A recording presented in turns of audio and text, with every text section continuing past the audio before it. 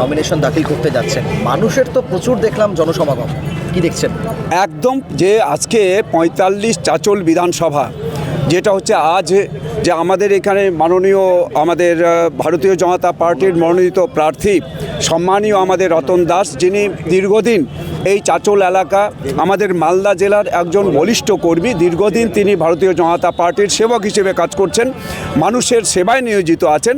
এবারের মানুষ তারা ঠিক করেছেন সারা বাংলায় ভারতীয় জনতা পার্টির প্রার্থীদের চারিদিকে তারা জয়ী করবার জন্য তারা রাস্তায় নেমেছেন, গ্রামে গ্রামে পাড়ায় পাড়ায় বাড়ি বাড়ি তারা যাচ্ছেন, যে এবারে আমাদের দেশের প্রধানমন্ত্রী যে ডাক দিয়েছেন যে পাল্টানো দরকার, চায় বিজেপি সরকার, শান্তি চাই তাই বিজেপি তাই। তা আজকে সারা বাংলাতে এই বার্তা ছড়িয়ে পড়েছে।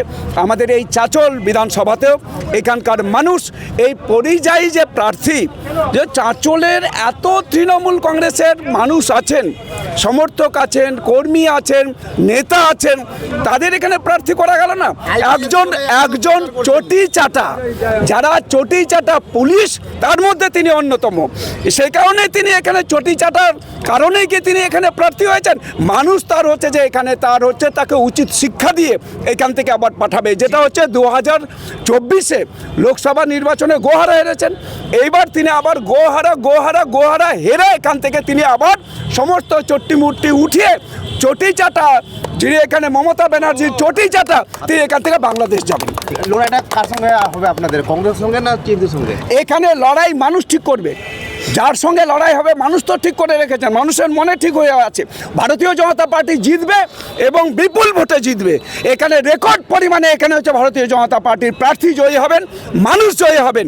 পশ্চিমবাংলায় মানুষ হচ্ছে তৃণমূল কংগ্রেসের যে এতদিনের যে অত্যাচার জুলুম, এখানকার মানুষের উপরে যে নানান রকমের যে অত্যাচার হয়েছে, কেন্দ্রীয় সরকারের প্রকল্প তারা লুট করেছেন, এই লুটের জবাব আজকে পশ্চিমবাংলার মানুষ দেওয়ার জন্য প্রস্তুত হয়ে আছে। স্তরীয় দল ভূমিপুত্র দিয়েছে প্রার্থী, এই জন্যই কি?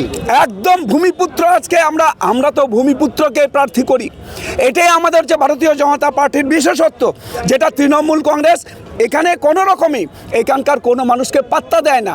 এরা শুধু কাজ করায় ভোটের জন্য, ভোট ব্যাংক হিসেবে এখানকার মানুষকে ব্যবহার করে, বাকি সব সময়টাই হচ্ছে ওই চটি চাটাদেরকেই তাদের এখানে তারা প্রার্থী করে। এটা হচ্ছে যে তৃণমূল কংগ্রেসের এই যে আজকে যে সমস্ত যে আজকে অবস্থা, সেটা ওরা খুঁজেই পাচ্ছে না কাকে প্রার্থী করবে।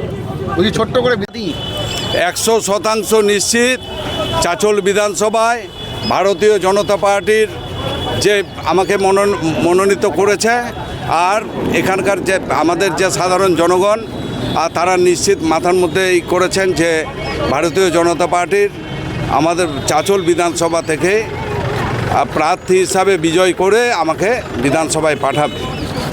দাদা, আজকে আমরা দেখতে পেলাম ট্রাফিকের যে অবস্থা, কার্যত আপনাদের মিছিলেই বহু জ্যাম হচ্ছে, বহু যানবাহন ঢুকে যাচ্ছে, পুলিশ কি কিছুই দেখছে না?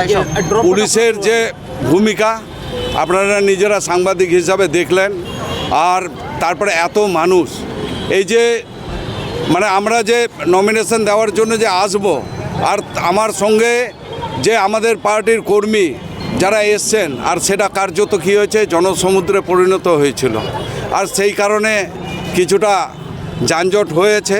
তবে প্রশাসন যদি তৎপর হয়ে যদি সেইটাকে নিয়ন্ত্রণ করত, সেইটুকু আশা করি সেইটুকু যানজট হতো না।